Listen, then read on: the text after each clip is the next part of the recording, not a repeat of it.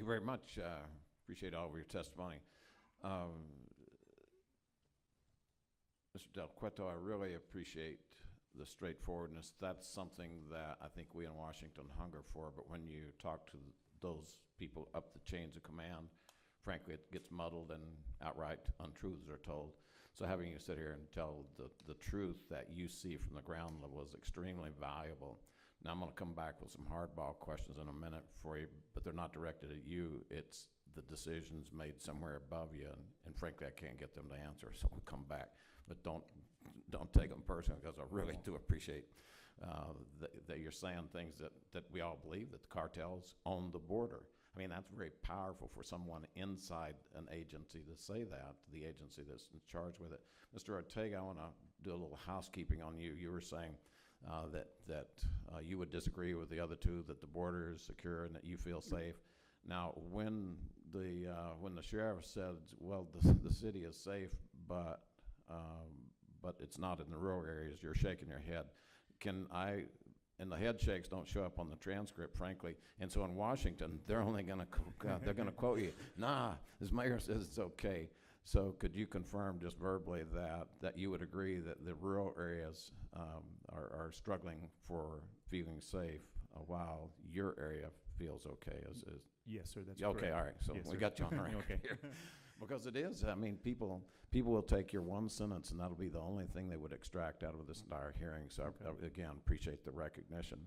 Yes, now, Mr. Del Cueto, you say that you would use 5,000 more people. I was there, and keep in mind that we had to fight the Bush administration equally as hard as this one. It is not a Republican-Democrat issue. It is Washington saying everything's okay and we're going to do it this way. And the people out in the field, we're going to say they're lying or cheating or stealing or something. We're just going to. So I watched as we put 10,000 more agents. We doubled the patrol from 10-something, 12, up to about 23. And yet the general consensus of people who live in the New Mexico side of the border said it didn't change things a bit. Tell me how 5,000 people would solve that, or why that 10,000 didn't, if you can. And again, I know this should be coming from way high up, but they just refused to answer the question, frankly, in the hearings up there. So it's a two-part question. I'll first start with the mass amounts of hirings that we did, and with the extra 10,000 that you mentioned. A lot of these issues is the Border Patrol grew, but other agencies didn't grow. So what happened many times is these same agents that we hired within the patrol were farmed out to other agencies. There were agencies farmed out to prosecutions within the states. There was also agents that were farmed out to the ports of entries. Some of our canines were sent to the ports of entries. So a lot of the agents that did, the new agents that came in, were farmed out to other agencies. And at the same time, they developed other programs. So I believe that's where the top heaviness comes in. They put too many agents in other programs that aren't really line agents.